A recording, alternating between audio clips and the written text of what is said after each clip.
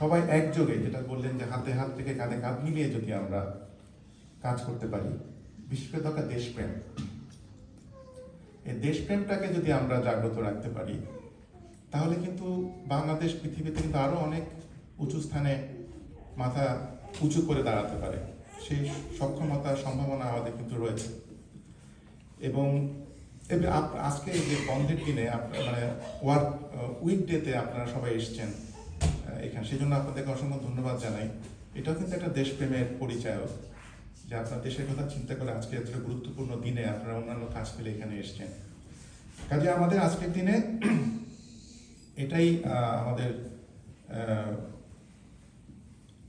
মানে কথা থাকা উচিত যে আমরা সবাই হাতে হাত রেখে কাঁধে কাঁধ মিলিয়ে কাজ করব।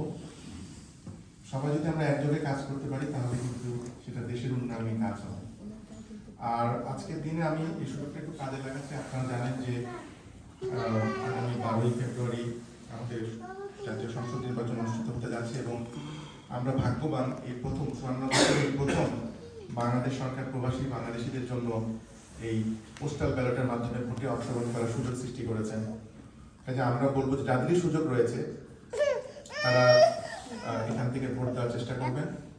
আমি নিজেও এখান থেকে রেজিস্ট্রেশন করেছি, কারণ এটা কিন্তু একটা ইতিহাসের অংশ হওয়ার মতো সুযোগ। 54 বছরে এই প্রথম।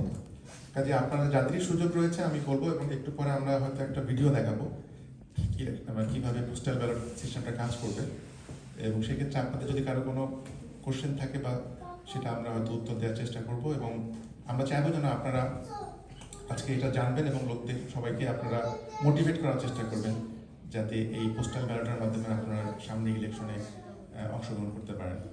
আজকের দিনে আমি আপনাদের সবাইকে আবারও মহান বিজয় দিবসে অনেক অনেক শুভেচ্ছা জানিয়ে শেষ করছি। ধন্যবাদ সবাইকে।